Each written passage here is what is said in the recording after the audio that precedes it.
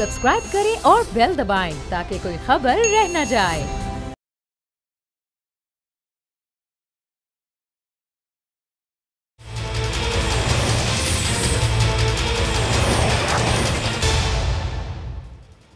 अस्सलाम वालेकुम, आप देख रहे हैं प्रोग्राम बस बहुत हो गया। मैं हूं अरबाब जहांगीर। आज इस्लामाबाद हाई कोर्ट में नवाज शरीफ की दरखास्तों पर समाअत हुई, जिसमें इस्लामाबाद हाई कोर्ट के जस्टिस मोहसिन अख्तर कियानी ने रिमार्क्स दिए कि नवाज शरीफ का बाहर जाना पूरे निज़ाम की तज़हीक है। नवाज शरीफ को पता है कि वो सारे निज़ाम को शिकस्त देकर गए हैं। वो वहाँ बैठकर पाकिस्तान के निज़ाम पर हंस रहे होंगे। APC के बाद अपोजिशन की हुकूमत के खिलाफ सरगर्मियों में भी अब तेजी आ गई है। आज मुस्लिम लीग नून का ECC इजलास हुआ, जिसमें नवाज शरीफ ने एक बार फिर लंदन से वीडियो खिताब किया, हुकूमत का निशाना बनाया और उस पर शहबाज गिल ने भी नवाज शरीफ के बयान पर तनकीद करते हुए रद्दमल दिया कि नवाज शरीफ लंदन में बैठकर मौज़ज़ अदलिया और इदारों के खिलाफ प्रोपेगेंडा कर रहे हैं। ज़ियाउल हक से लेकर मुशर्रफ NRO तक आपका नजरिया सिर्फ अपनी ज़ात तक है। जाली नजरियाती बड़े मियाँ को चाहिए कि मुल्क वापस आएं और अपने केसेस का सामना करें।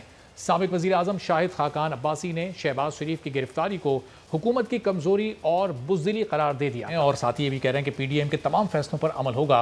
इसी सूरत हाल पर गुफ्तगू कर लेते हैं नून लीग के सीनियर रहनुमा शाहिद खाकान अब्बासी साहब भी हमारे साथ मौजूद हैं। शाहिद साहब, 11 अक्टूबर को कोयटा में जलसा होने जा रहा है। पंजाब में, सिंध में क्यों नहीं, जहाँ पीपल्स पार्टी और नून लीग की स्ट्रीट पावर है, आप लोग की वहाँ पर अक्सरियत है, वहाँ पर क्यों नहीं कर रहे अपनी तहरीक का आगाज़?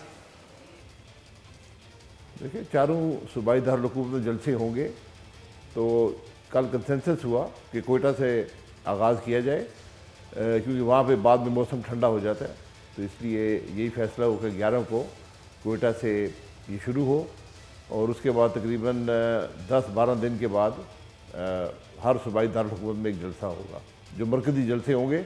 इसके अलावा और शहरों में भी जलसे हो सकते हैं। सही। तो शाहिद साहब, अब आज आप जब गुफ्तगू कर रहे थे, आपने कहा शहबाज शरीफ साहब की जो गिरफ्तारी है वो हुकूमत की कमज़ोरी है, बुज़दिली है, लेकिन ज़मानत तो उनकी हाई कोर्ट से खारिज हुई है, लाहौर हाई कोर्ट से, जहाँ कि आपको छुट्टी वाले दिन भी जहाँ से रिलीफ मिलते रहें। तो सर फिर हुकूमत पर यह तनकीद क्यों इस फैसले की? ज़मानत तो बाद में होती है ना, वारंट क्यों जारी किए गए? यहाँ पर हुकूमत खुद कहती है कि हम गिरफ्तार करवाते हैं, तो जिस शख्स का रेफरेंस फाइल हो जाता है, उसकी ट्रायल शुरू हो जाती है, उसके कभी भी अरेस्ट वारंट जारी नहीं होते। इसकी पिछले 20 साल में कोई नैब की मिसाल नहीं है। एक शख्स का हुआ था, उस पर बड़ी सख्ती की थी, शायद सुप्रीम कोर्ट था या हाई कोर्ट था, तो इसकी कोई जवाज़ नहीं है। एक शख्स का आपने तफ्तीश कर दी, आपने उसको रिमांड में रखा, उसके बाद उसको बेल दे दी गई, उसके बाद जब रेफरेंस दायर हुआ, अब तो नैब की जिम्मेदारी है कि 30 दिन में ट्रायल मुकम्मल करें। वो नहीं हुआ और यहाँ पर वारंट जारी कर दिए गए गिरफ्तारी। ये सारी पॉलिटिकल इंजीनियरिंग है और कुछ भी नहीं है। सही। अच्छा शाहिद साहब, जब ये गिरफ्तारी हुई उसके बाद मरियम साहिबा ने प्रेस कॉन्फ्रेंस तो की, लेकिन हमने देखा नून लीग के कारकुनान कहीं एहतजाज, कहीं कोई मुजाहरा करते नहीं दिखाई दिए। इसकी क्या वजह है? जी, मुजाहरा है, हम तो अवाम के सामने, अवाम की अदालत में अपनी बात रख दी है। आज तो एक बड़ा मकसद सामने है। गिरफ्तारियाँ होती रहती हैं, गिरफ्तारी से हम नहीं घबराते। गिरफ्तारी तो हुकूमत की बुज़दिली और हुकूमत की नाकामी होती है। इंशाल्लाह इन गिरफ्तारियों का जवाब इनको PDM की तहरीक से मिलेगा। अच्छा, और मरियम साहबा जो कह रही थी कि वो जो बयानिया उनका और मियाँ साहब का है, उसका बोझ हर कोई नहीं उठा सकता, वो किस जानिब इशारा कर रही थी? कि आप लोग नहीं उठा सकते, आप, एहसन इकबाल साहब, शहबाज शरीफ साहब, या वो किसको मुखातिब करके कह रही थी? बयानिया उठाने का मकसद ये होता है कि आज पाकिस्तान आज़ाद नहीं है, आज मीडिया आज़ाद नहीं है, आज फंडामेंटल राइट्स नहीं है, आज अदालतें आज़ाद नहीं हैं। इसलिए अगर कोई ये बात करे कि मुल्क में इंतखाबात जो हैं वो गैर मुतनाज़ा हों, अवाम की जो अमानत है उसमें ख़यानत ना हो और मुल्क आइन और कानून के मुताबिक चले, ये बयानिया सारे पाकिस्तान ने उठाया हुआ है। ये यकीनन हमारे मुल्क में आज एक भारी बयानिया है, लेकिन हर पाकिस्तानी की आवाज़ है। शाहिद साहब, आप कह रहे हैं कि अदालतें आज़ाद नहीं है, अदालतों ने मियाँ साहब को बाहर जाने की इजाज़त दी, आपको ज़मानत दी, एहसन इकबाल साहब को ज़मानत दी। आप कह रहे हैं मीडिया आज़ाद नहीं है, मीडिया ने अभी मियाँ नवाज शरीफ साहब की पूरी तकरीर 1.25 घंटे की दिखाई APC वाली, तो ये कैसे कह सकते हैं आप? आप अगर अपने आप को आज़ाद समझते हैं तो मैं आपसे इख्तलाफ नहीं करूँगा, लेकिन अरशद मलिक का कन्विक्शन भी आप देख लें और बहुत से फैसले हैं। ये ज़मानत जो होता है ये हक बनता है, अगर नाइंसाफ़ी हो रही हो, आप किसी शख्स को भी महीनों या सालों कैद नहीं रख सकते, आप उसका ट्रायल करें। ये जिम्मेदारी होती है इदारे की, नैब हो या हुकूमत हो, कि अगर किसी शख्स को गिरफ्तार करें उसका ट्रायल करें। यहाँ तो 2-2 साल हो गए, ट्रायल शुरू नहीं हुए, इल्ज़ामात नहीं लग सकते। तो अदालतें तो प्रोसिक्यूशन से बचाती हैं, तो हम तो अदालतों का एहतराम करते हैं। यहाँ फैसले हुए, एक अकामे पर वज़ीर-ए-आज़म को बरतरफ कर दिया गया, उसका भी एहतराम हुआ। ये सब चीज़ें हैं, लेकिन आज मजमूई तौर पर एक तासुर है कि अदालती निज़ाम जो है वो ताबे है। लेकिन शाहिद साहब, मियाँ साहब को बाहर भी अदालतों ने भेजा, फिर अभी उनको सरेंडर करने का हुक्म दिया, उनकी मुद्दत ख़त्म हो गई, वारंट गिरफ्तारी भी जारी हुए, वहाँ वारंट भेजे भी गए, लेकिन फिर ये अदालतों का एहतराम आप किस तरह कर रहे हैं? मियाँ साहब तो नहीं हाजिर हुए अदालतों के सामने? जी, अदालतों का एहतराम कर रहे हैं। अदालतों ने इलाज के लिए भेजा था, मेडिकल रिपोर्ट अदालत के पास है, कोई शख्स भी अपना इलाज छोड़कर वापस नहीं आ सकता। तो मियाँ साहब जैसे ही इलाज हो जाएगा वापस आ जाएंगे। मेडिकल रिपोर्ट बड़ी वाज़ेह है। और शाहिद साहब, आज आपने पेशी पर आप गए थे, जो मिनरल कंपनी के एमडी वाला केस था, आपने चैलेंज भी किया नैब को गिरफ्तार करने का कि हिम्मत है तो गिरफ्तार कर लें। तो अब आप ज़हनी तौर पर तैयार हैं, किसी भी वक्त आपकी भी गिरफ्तारी हो सकती है शहबाज शरीफ साहब के बाद? जी, अगर एक शख्स जिस पे रेफरेंस फाइल हो चुका है उसकी हो सकती है, तो बाकी हमारी किसी वक्त भी हो सकती है। लेकिन मैंने पहले कहा कि गिरफ्तारी जो होती है वो उस इदारे की बुज़दिली होती है, वो हुकूमत की बुज़दिली होती है, उनकी नाकामी होती है कि वो हक़ की बात दबाना चाहते हैं, वो जो इंसाफ का निज़ाम है उसको दबाना चाहते हैं। यहाँ पर तो इल्ज़ाम नहीं लगते, तो अगर गिरफ्तार करना है तो फिर सबको गिरफ्तार करें, फिर तो आधी काबीना गिरफ्तार हो जाएगी। लेकिन शाहिद साहब, अब शहबाज शरीफ साहब गिरफ्तार हैं, अगर खुदा न खास्ता आपको भी गिरफ्तार कर लिया जाता है, मौलाना साहब को भी नैब ने बुलाया हुआ है, अगर ये तमाम बड़े बड़े लीडर्स गिरफ्तार हो जाते हैं तो फिर पीडीएम का मुस्तकबिल क्या होगा? पीडीएम की तहरीक कैसे चलेगी फिर? पाकिस्तान के अवाम को सबको गिरफ्तार कर लेंगे। हम तो लोग हैं, हम तो हसूल इक़्तिदार की जंग तो नहीं लड़ रहे ना, हम तो पाकिस्तान के अवाम का मुकदमा लड़ रहे हैं जो आज परेशान हैं, जिस मुल्क की मईशत तबाह हो चुकी है, बेरोज़गारी आम हो चुकी है, महंगाई तमाम हदें फलांग गई है। तो अब तो उसकी जंग लड़ रहे हैं। तो वो पाकिस्तान के अवाम सिर्फ लीडरशिप चाहते हैं, वो चाहते हैं कि हमारी आवाज़ उठाई जाए।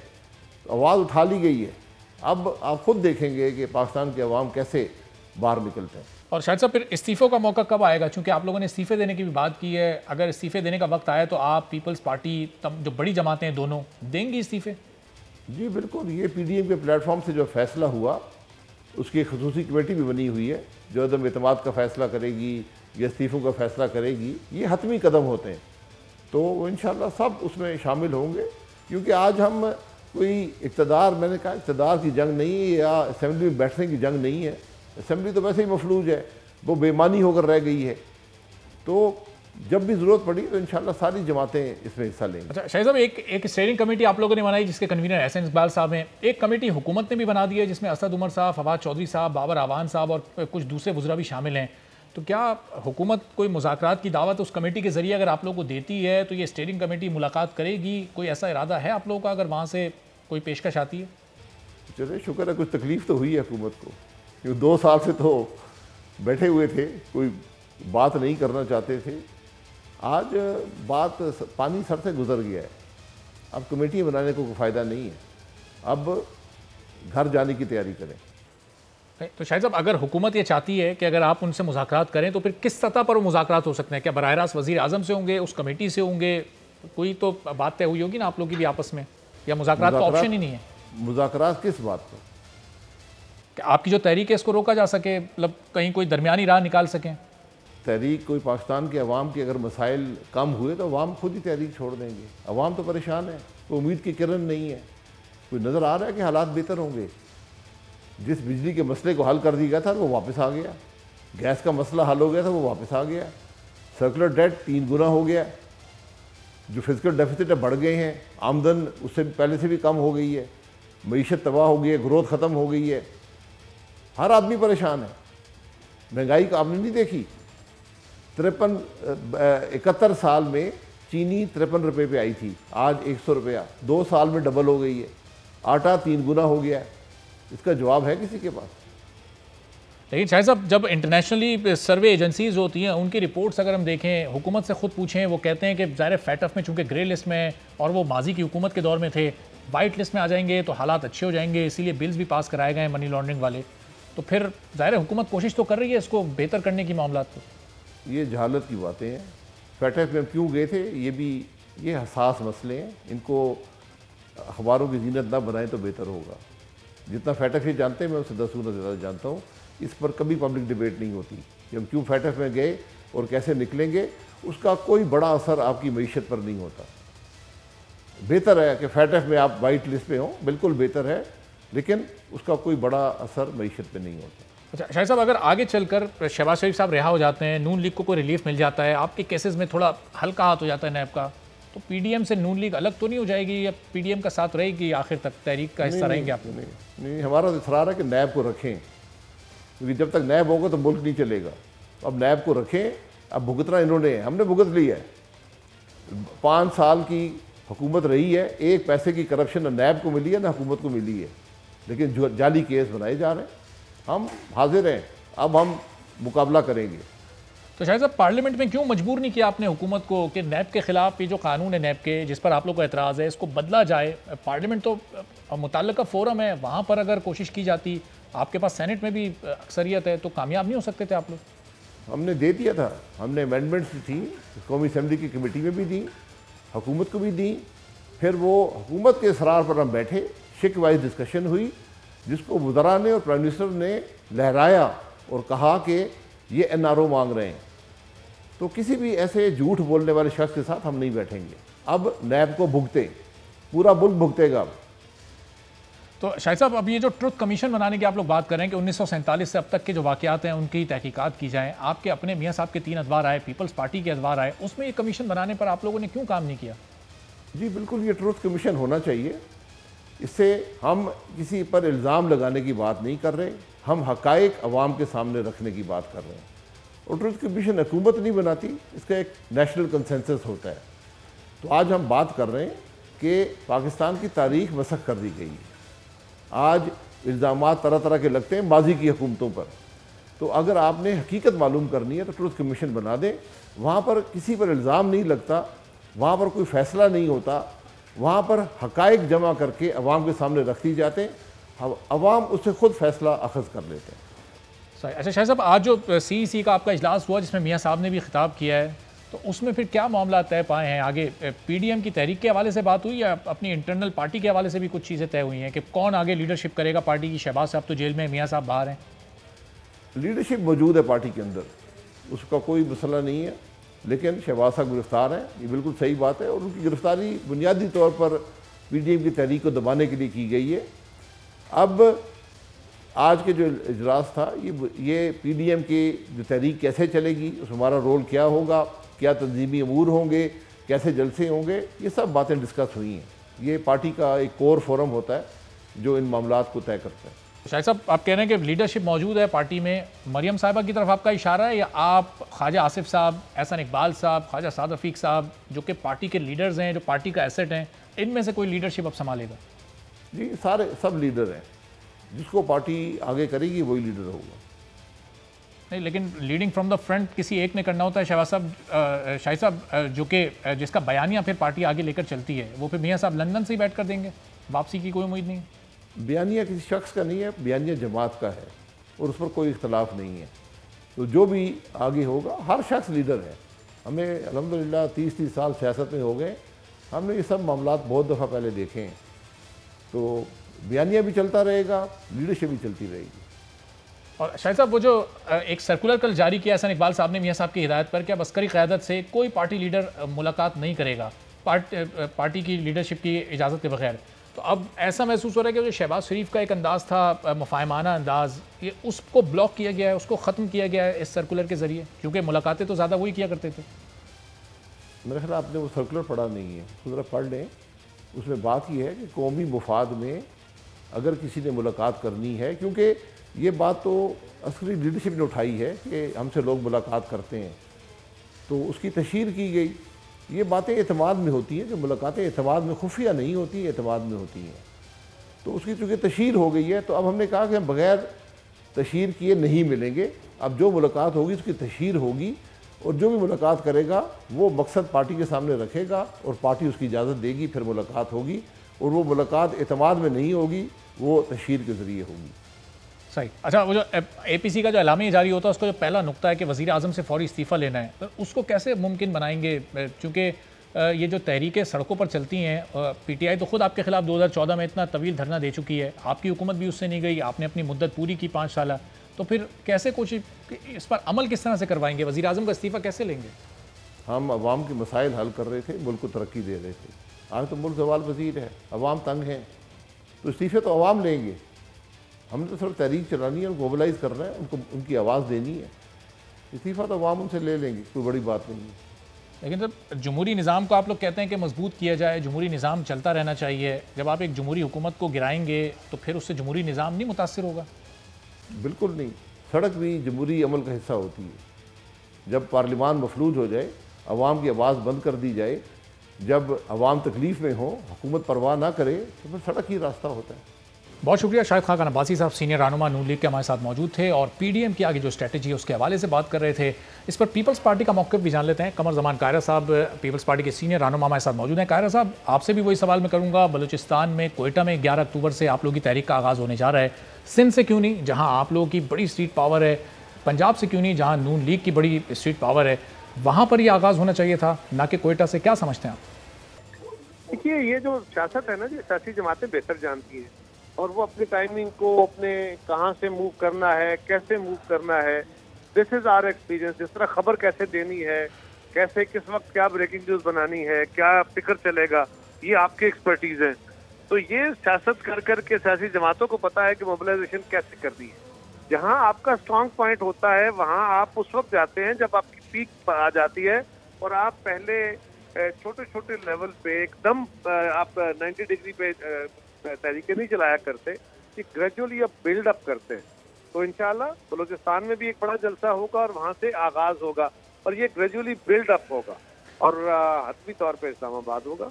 अच्छा, तो कैसा फिर ये पूरी स्ट्रेंथ के साथ ये पहला जलसा होगा, यानी नून लीग की लीडरशिप, पीपल्स पार्टी की लीडरशिप सब मौजूद होंगे वहाँ पर? तो कोई शक वाली बात है ही नहीं जी इसमें।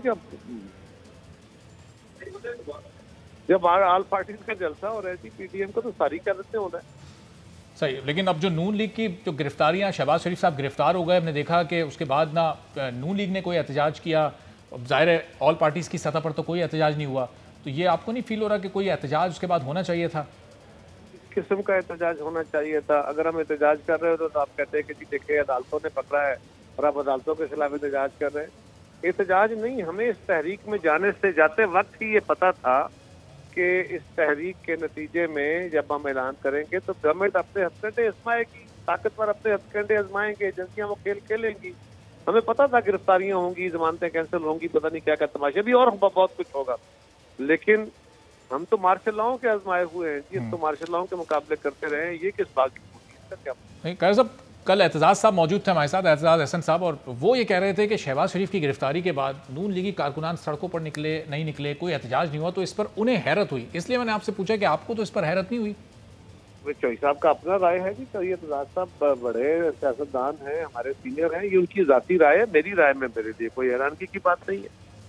सही। अच्छा, ज़ाहिर मरियम साहिबा ने उसके बाद जो प्रेस कॉन्फ्रेंस की थी, उन्होंने बताया था कि उनका और मियाँ साहब का बयानिया हर एक नहीं कैरी कर सकता, उसके लिए बड़े मजबूत कंधे चाहिए। तो पीपल्स पार्टी और नून लीग का जो बयानिया है वो बिल्कुल अलग अलग है। जो मियाँ साहब ने अपनी तकरीर की थी APC में कि उनका मुकाबला खान साहब को नहीं, उनके लाने वालों से है, तो पीपल्स पार्टी की सोच मुख्तलिफ है या दोनों पार्टियाँ एक ही नुक्ते पर सोच रही हैं? देखिए, एक चीज गौर कीजिए, जो मियाँ नवाज शरीफ साहब ने स्पीच की है वो है क्या? एक उन्होंने मादी बयान किया, हमारे मुल्क की ये तारीख है, इसमें यकीनन एजेंसीज इन्वॉल्व होती रही हैं, यकीनन इलेक्शन चोरी होते रहे हैं, यकीनन सियासी जमातें तोड़ी जाती रही हैं, मार्केटा लगाए जाते रहे हैं।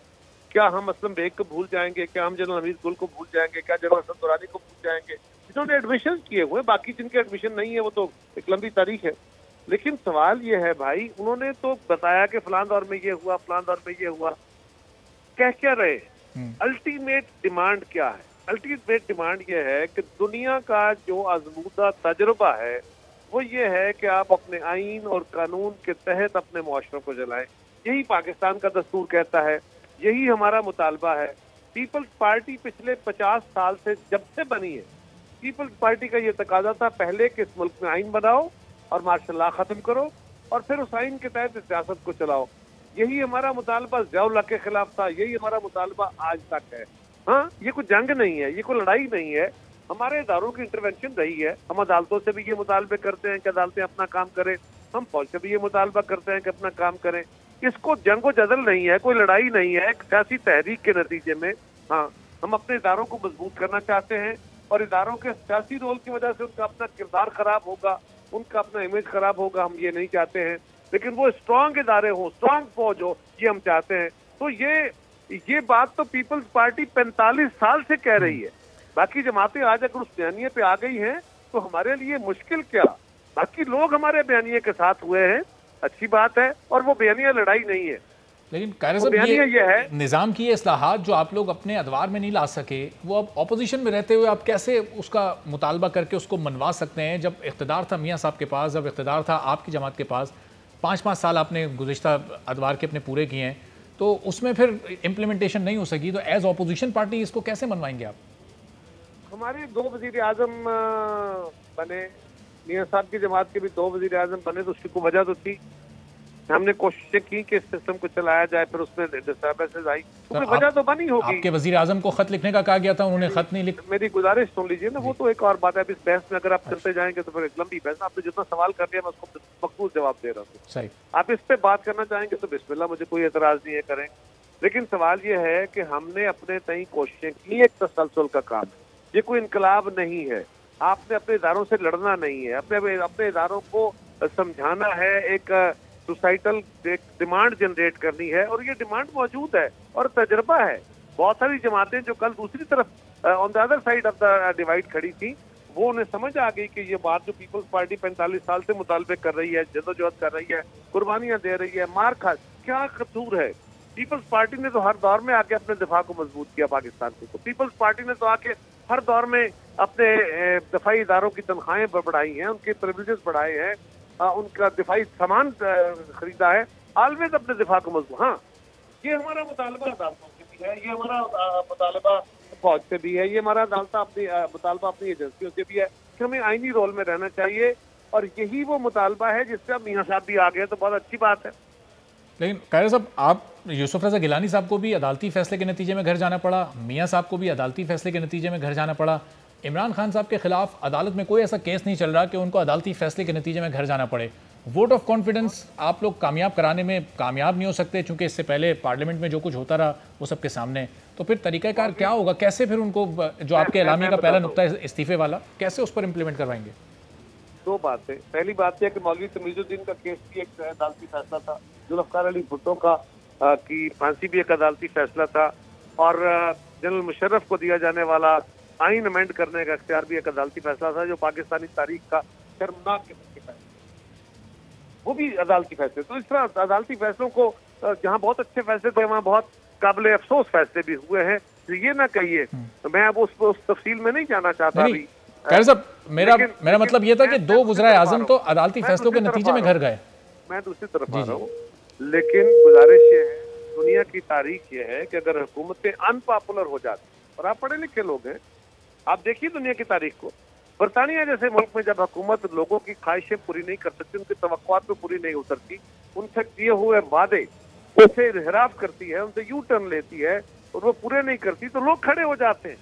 लोग जब निकल आते हैं सड़कों पे, लोग एहतजाज करते हैं, जलसे करते हैं, जुलूस करते हैं, तो उसके नतीजे में, उस अवामी दबाव के नतीजे में, जो ऐन जमहूरी है, जो ऐन सियासी है, जो ऐन आईनी है, उसके नतीजे में हुकूमतों को जाना पड़ता है।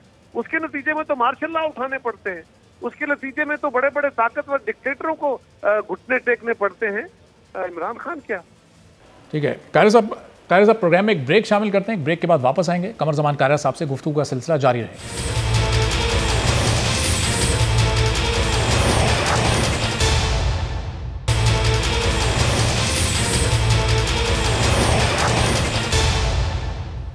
प्रोग्राम में एक बार फिर आपको खुशामदीद कहेंगे। कमर ज़मान कायरा साहब हमारे साथ मौजूद हैं, जिनसे गुफ्तगू का सिलसिला इस वक्त जारी है। सिलसिले को आगे बढ़ाते हैं।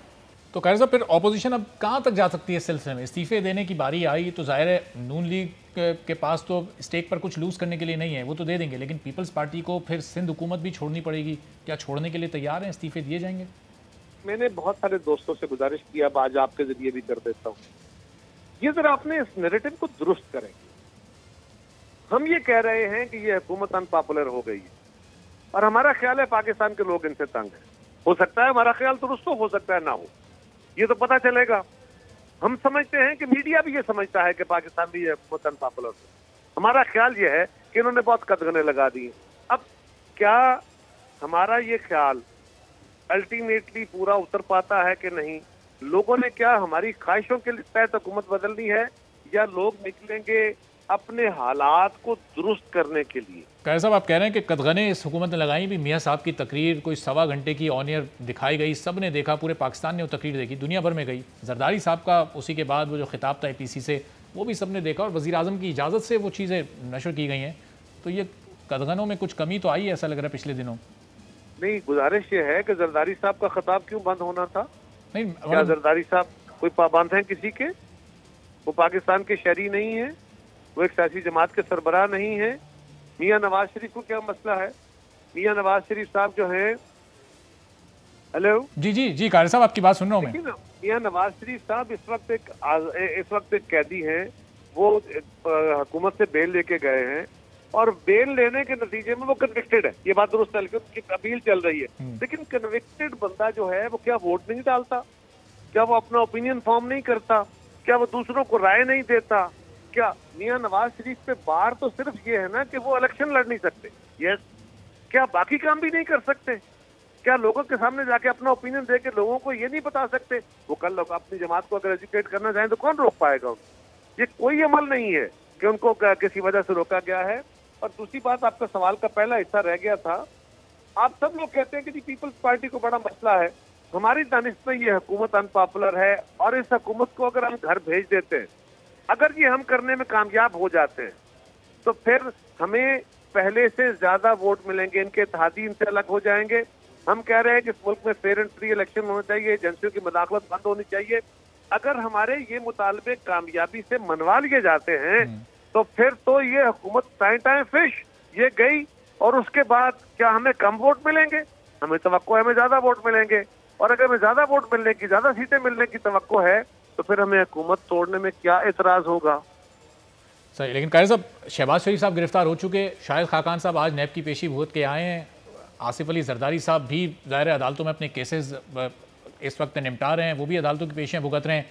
बिलावल साहब को भी एक आध केस में तलब किया गया है, मौलाना साहब को भी बुला लिया गया है अब नैब की जानिब से। तो अगर ये सारे बड़े लीडर्स एक एक करके गिरफ्तार हो जाते हैं, तो फिर इस तहरीक का मुस्तकबिल क्या होगा? किस तरह से ये PDM आगे चलेगी? पहली बात तो यह है कि तहरीकें अपने लीडर पैदा किया करती हैं। हमारी क़यादत एग्जाइल में थी, हमारी सेकंड ईयर को पकड़ के ज़ियाउल हक ने जेलों में डाला हुआ था, कोड़े थे, फांसियां थी, सजाएं थी, और हम सड़कों पर। ये तहरीकें रुका नहीं करती। दूसरी गुजारिश ये है कि आप खुद फरमा रहे हैं, आप खुद कह रहे हैं, सारा मीडिया कह रहा है, हमसे सवाल क्या कर रहा है कि जी फलां लीडर पकड़ा गया, फलां बाहर चला गया, फलां को पकड़ लेंगे, फलां को बुला लेंगे। क्या ये इंसाफ हो रहा है? आप तो खुद कह रहे हैं इंसाफ नहीं हो रहा।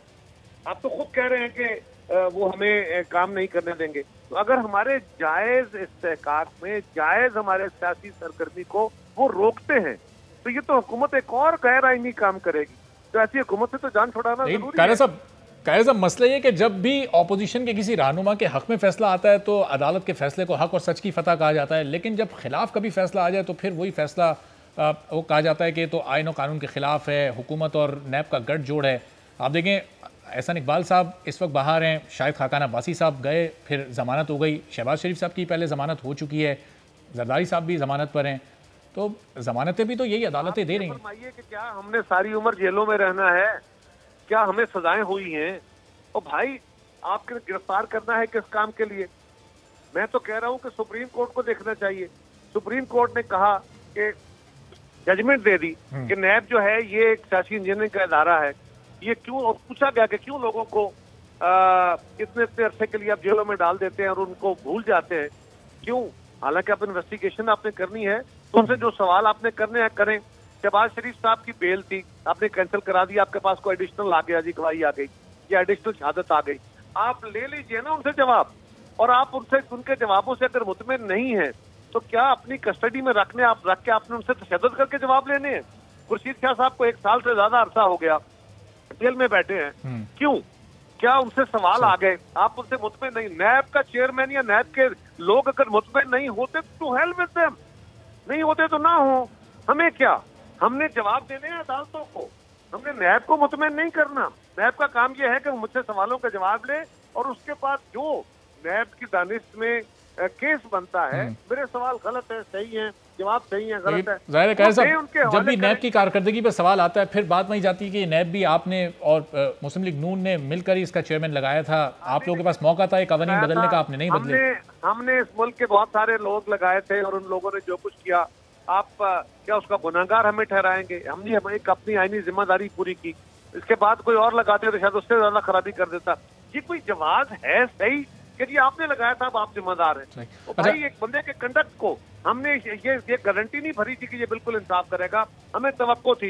इस मुल्क के अंदर बहुत सारे आर्मी चीफ आए जिन्होंने कुछ ने मार्शल लॉ लगा दिए, वो भी तो किसी ने बनाए थे ना। अब ज़ियाउल हक को भुट्टो साहब ने लगाया था ना आर्मी चीफ, उसने मार्शल लॉ लगा दिया, फांसी लगा दी भुट्टो साहब को। आप हमें कहें अच्छा जी सवाल क्यों करते हो? भुट्टो साहब ने खुद लगाया था, इसलिए लगाया था कि वो फांसी लगा देगा। अच्छा कारी साहब, अभी कुछ देर पहले आपने कहा कि वो कसूरवार तो ना हो ना, भुट्टो साहब कसूरवार। सही कारी साहब, तहरीकें अपने लीडर खुद जन्म देती हैं। आपने कहा पीपल्स पार्टी और नून लीग में कौन से ऐसे लीडर्स हैं जो तहरीकों के नतीजे में पैदा हुए हैं? यहाँ तो हम देख रहे हैं कि चूंकि भुट्टो साहब, फिर बेनज़ीर साहिबा, फिर अब बिलावल साहब लीडर हैं, वहाँ पर मियाँ नवाज शरीफ, उनके बाद मरियम नवाज, शहबाज शरीफ, फिर हमजा शहबाज। कहाँ लीडर्स पैदा हो रहे हैं? ये सिर्फ एक क़यादत नहीं होती। आप इस मुल्क के अंदर जमहूरी अमल तो चलने तो दें। ये जमहूरी अमल चलेगा तो उसके नतीजे में अकाउंटेबल होंगी क़यादतें। लेकिन पाकिस्तान पीपल्स पार्टी में एक से एक बड़ा आदमी पैदा हुआ। क्या सिर्फ क़यादत एक बंदा होता है? Answer is no. क्या पीपल्स पार्टी ने हफीज पिरजादा पैदा नहीं किया? क्या पीपल्स पार्टी ने मिराज मोहम्मद खान पैदा नहीं किया? क्या पीपल्स पार्टी ने जहांगीर बदर पैदा नहीं किया? क्या पीपल्स पार्टी ने, और कितने नाम गिनवाऊं आज जो बैठे हैं, हमारी जमात ने क्या वज़ीर आज़म पैदा नहीं किए? ये क्या बात हुई कि सिर्फ एक ही? जहां तक ताल्लुक है कि ये खानदान के पास इक़्तिदार है, वो आपकी जमात के सरबराह क्यों है? तो यहाँ इस मुल्क के अंदर सारी जमातों में ऐसा है, हिंदुस्तान में जितने नाम आपने लिए और इस वक्त भी जितने बड़े बड़े नाम हैं, एतजाज अहसन साहब, रज़ा रब्बानी साहब, शहरी रहमान साहिबा, खुद आप पैदा हुए हैं। नहीं, ये लोग, आप भी ज़ाहिर है उन बड़े लीडर्स में शुमार होते हैं, लेकिन क्या आप में से कोई भी आपकी पार्टी की सरबराही कर सकता है? ये ऐसा तस्वुर हो सकता है पाकिस्तान में कि बिलावल भुट्टो इस पार्टी के चेयरमैन ना हो और आप में से कोई आके चेयरमैन बन जाए? ये वजह कि लोग पाकिस्तान के या हमारे रीजन के, वो बांग्लादेश हो, वो पाकिस्तान हो, वो हिंदुस्तान हो, वो श्रीलंका हो, इस रीजन के अंदर अभी जमातें हमारी मजबूत नहीं हुई।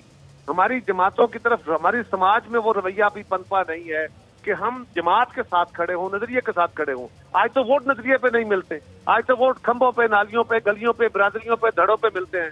आज तो मसलक और मजहब की सियासत करके लोग वोट ले रहे हैं।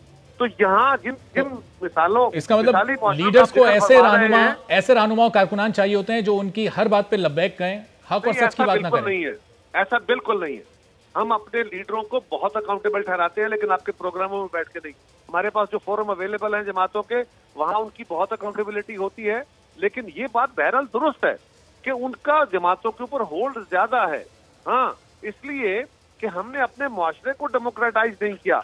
आप इंडिविजुअल्स को डेमोक्रेटाइज नहीं कर सकते, आप जमातों को डेमोक्रेटाइज नहीं कर सकते, आप सोसाइटीज को डेमोक्रेटाइज करते हैं। ये एक दुनिया का मुरव्वजा तरीका है ना, उसको पढ़िए, उसको देखिए और उसके मुताबिक पाकिस्तान से तवक्को कीजिए, हमसे तवक्को कीजिए। सही। कारी साहब, एक तरफ आप कह रहे हैं जमहूरी निज़ाम को चलते रहना चाहिए, चलने देना चाहिए, और एक तरफ आप हुकूमत गिराने की बात कर रहे हैं। तो ये भी तो जमहूरी हुकूमत है जिसको आप गिरा रहे हैं, जमहूरी निज़ाम को डीरेल कर रहे हैं। अरे भाई, मुझे बहुत अफसोस है, हुकूमत और निज़ाम में बहुत फर्क है। हुकूमतें जाना और आना ये इस निज़ाम का हिस्सा है। हुकूमतें अक्सरियतें खो देती हैं, हुकूमतें नए इलेक्शन करा लेती हैं। मिड टर्म इलेक्शन क्या जमहूरियत के अंदर नहीं होते? मार्शल लॉ में तो इलेक्शन होते ही नहीं है। मिड टर्म इलेक्शन होना ये जमहूरी कदर है। अब हुकूमतों के खिलाफ तरीके चला के अनपॉपुलर हुकूमतों को फारिग करना जमहूरी कदर है। ये कहाँ से गैर जमहूरी हो गया? गैर जमहूरी मार्शल लॉ है, गैर जमहूरी अथॉरिटेटिव रूल है। इससे तो एक सिलसिला चल निकलेगा। आज आप इस हुकूमत को 4 महीने की जिद्दोजहद के बाद गिराएंगे, कल को ये हुकूमत आपकी हुकूमत के खिलाफ आ जाएगी। 2 साल तक। अच्छा, आपका ख्याल है हमें तो मीडिया ये कहता है कि ये हुकूमत अनपॉपुलर हो गई है।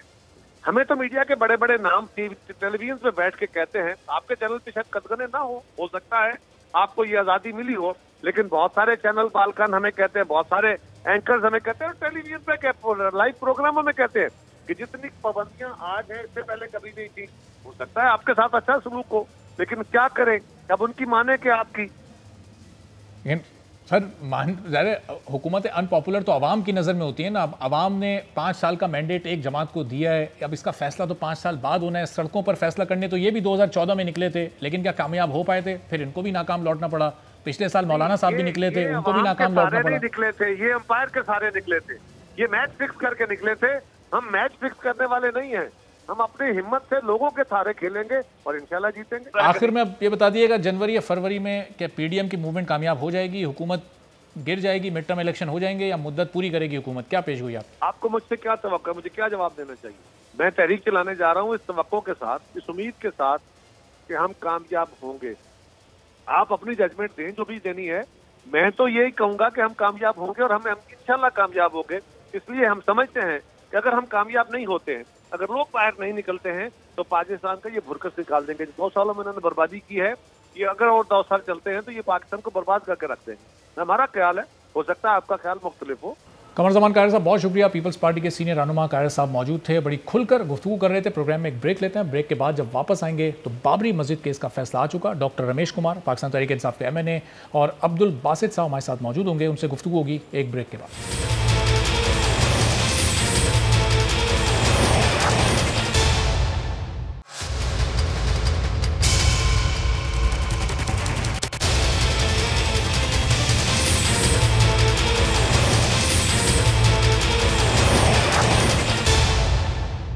प्रोग्राम में एक बार फिर आपको खुशामदीद कहेंगे। और लखनऊ की खुसूसी अदालत ने आज बाबरी मस्जिद शहादत केस का फैसला सुना दिया है। तमाम के तमाम 32 जो नामजद मुल्ज़िमान थे उनको रिहा कर दिया गया। बीजेपी के कुछ अफराद भी इसमें नामजद थे, कुछ अहम रहनुमा भी इसमें शामिल थे, वो भी रिहा हो गए। और अदालत की जानिब से कहा गया कि अदम शवाहिद की बिना पर इन तमाम मुल्ज़िमान को रिहा किया गया है। जो वीडियो थी वाक़ई की, उसको अदालती फैसले में जाली कर दिया गया। और ये भी कहा गया कि तहकीकाती टीम तस्वीर की नेगेटिव पेश करने में नाकाम रही है, जिसकी बिना पर इन तमाम मुल्ज़िमान को रिहा किया जाता है। इसी मामले पर बात करेंगे। कुमार साहब पाकिस्तान तहरीक इंसाफ के सीनियर रहनुमा हमारे साथ मौजूद हैं। दफ्तर खारजा के साबिक तर्जुमान अब्दुल बासित साहब भी हमें ज्वाइन करेंगे।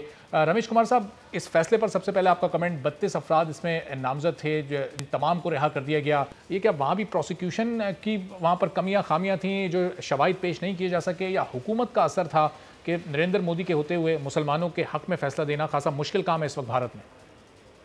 देखिए, पहली चीज़ तो ये कि मुझे आवाज़ आपका वापस आ रहा है, वो नहीं आना चाहिए।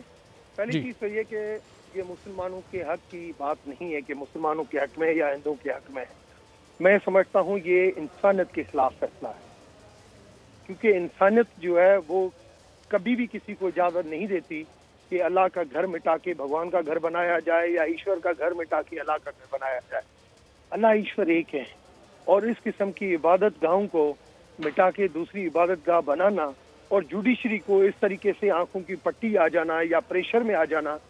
एक तरफ हमारी सुप्रीम कोर्ट है जो माइनॉरिटी राइट्स के ऊपर 19 जून की जजमेंट देती है कि रियासत ये चीज़ें करे जो रियासत नहीं करती, और दूसरी तरफ वो लखनऊ की कोर्ट है जो कहती है कि ये वीडियो जो है ये साबित नहीं करती। भाई वीडियो में, ये तो वीडियो सामने जब वो बंदूक की आ रही है और मुल्जिम आपके सामने खड़े हैं और आप कह रहे हैं कि वो सही नहीं है, मैं इसको बदकिस्मती करार दे रहा हूँ। मैं समझता हूँ ये जो चीज़ें हो रही हैं ये आगे बहुत गंद फैलाएंगी। देखिए, ये आगे बहुत गंद फैलाएंगी। आपको मैं बताऊँ, ये माजी में जब ये चीज़ें पाकिस्तान में हुई, मुशर्रफ ने सारी थ्योरियों को चेंज किया। बाबरी मस्जिद का जब वहाँ पे वाक़या हुआ, आपको पता है यहाँ पे पाकिस्तान आर्मी ने हर एक मंदिर की हिफाजत की थी। ये जनरल परवेज मुशर्रफ की पॉलिसी थी उस टाइम पे। अगर आप इस तरीके से अगर आप करेंगे, और भारत तो ये तो फिर भी इस्लामिक कंट्री है, मगर भारत एक सेक्युलर कंट्री था, और सेक्युलर कंट्री के अंदर ये तो रमेश साहब, जो इस वक्त सूरत हाल है भारत की ताज़ा, इस वक्त जो मुसलमानों का वहाँ जिस तरह कत्लेआम हो रहा है, नस्ल कुशी उनकी की जा रही है और हुकूमती सरपरस्ती में ही हो रहा है, तो इस वक्त फिर भारतीय मुसलमान इंसाफ के लिए कहाँ जाएं? अदालतें भी उनके साथ इंसाफ नहीं कर रही।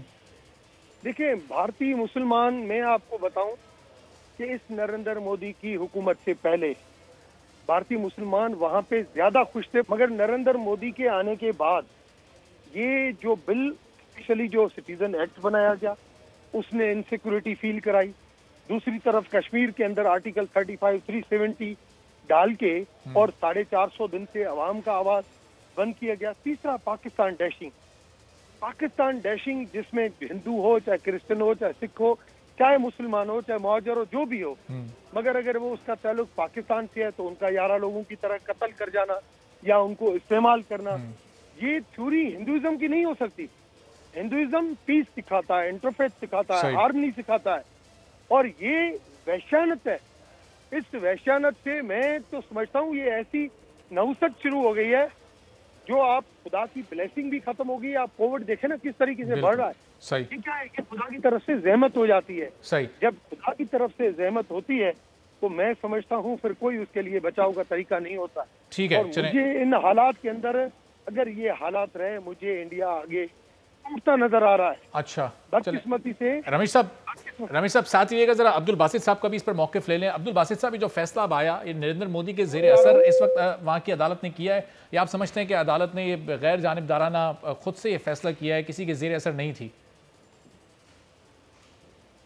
देखिए, ये तो पिछले 28 साल से ये मुकदमा चल रहा था, और जब से मोदी सरकार आई है तवक्कुआत तो यही थी, क्योंकि इसमें बहुत बड़े बड़े नाम हैं। 32 अफराद थे, एक्यूज थे, और तमाम को बरी कर दिया गया, जिसमें एल के अडवाणी हैं, मुरली जोशी हैं, फिर महाराज हैं, उमा भारती हैं। तो मैं तो तवक्को यही रख रहा था कि इसी किस्म का फैसला आएगा। और फिर यही बात नहीं है, अगर आप समझौता एक्सप्रेस का फैसला देख लीजिए पिछले साल, जिसमें 42 पाकिस्तानी भी शहीद हुए थे, उसमें भी जो 4 लोग थे वो RSS के मेंबर्स थे, उनको भी रिहा कर दिया गया, बरी कर दिया गया। इसी तरह अगर आप कश्मीर के मामले को देख लीजिए, उसमें भी जो पटिशन्स दायर हुई हैं, भारत के जो इक़दामात हैं उनके ख़िलाफ़, उन पे वो डिले होता जा रहा है। इसी तरह मुसलमानों के हवाले से जो इश्यूज़ हैं, चाहे वो तलाक़ के इशू हों या दूसरे इश्यूज़ हों, सब में जो है एक मसाइल तो हैं सब मुसलमानों के लिए। और लगता ये है कि जो अदालतें हैं भारत की, अब वो पॉलिटिसाइज्ड हो गई हैं, पार्टीज़न हो गई हैं। जो इंसाफ का, अगर इंसाफ की कोई उम्मीद रखता है तो अब्दुल बासित साहब, अगर अदालतें भी पॉलिटिसाइज हो जाएंगी और सियासत का असर रसूख वहाँ पर भी हो जाएगा, तो फिर इंसाफ कहाँ से होगा? चाहे मुसलमान हो या भारत की कोई और अक़लियत हो, फिर वो इंसाफ के लिए कहाँ जाएंगे? हुकूमत नस्ल कुशी करने में मसरूफ़ है, अदालतों से इंसाफ नहीं मिल रहा, तो फिर कहाँ जाएं? ये तो देखिए, बड़ी बदकिस्मती तो ये है कि एक तरफ तो भारत जो है, जो उसकी हुकूमत है, वो RSS के एजेंडे को लेकर आगे बढ़ रही है, और उनका ख्याल यही है कि जो लोग भी भारत में रहते हैं वो सारे जो है हिंदू कल्चर करें। अगर अपने आप को मुसलमान भी कहते हैं तो अपने आप को हिंदू मुसलमान कहें, हिंदू ईसाई कहें, आपको उनको हक है। अगर आप और बात करते हैं तो फिर आप पाकिस्तान चले जाइए या कहीं और चले जाइए। तो अक़लियतों को तो हक ही नहीं रहा। सिर्फ मुसलमानों की बात नहीं है, ईसाइयों के हवाले से ही बहुत मुश्किलात हैं। इवन दलित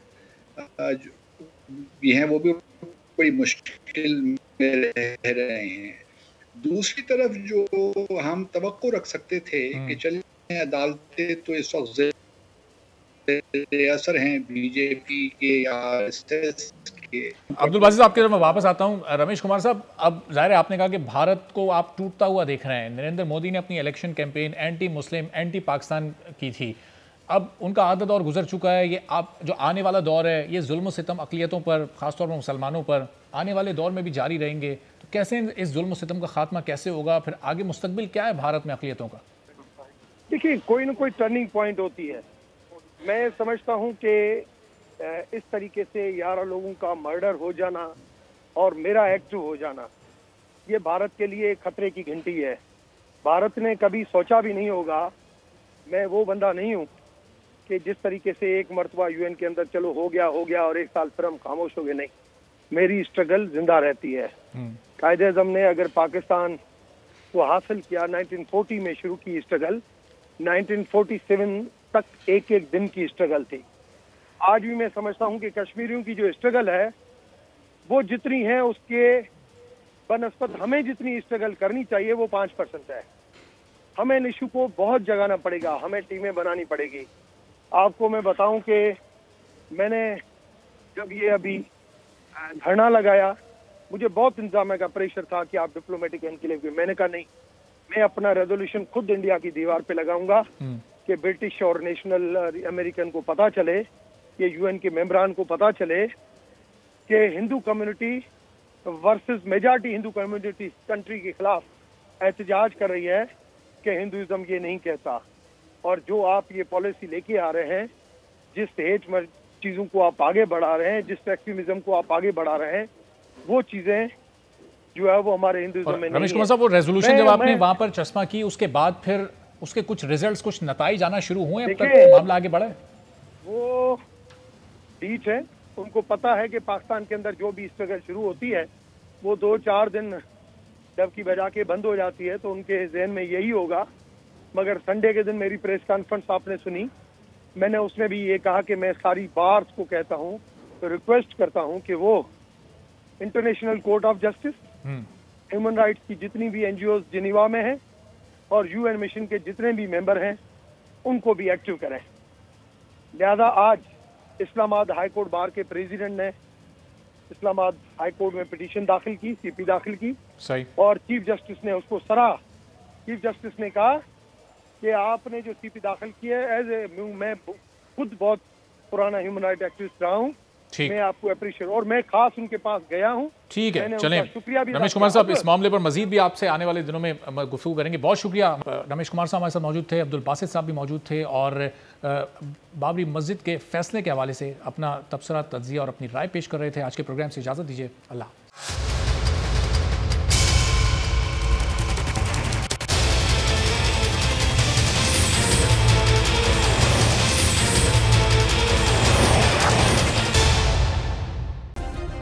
सब्सक्राइब करें और बेल दबाएं ताकि कोई खबर रह न जाए।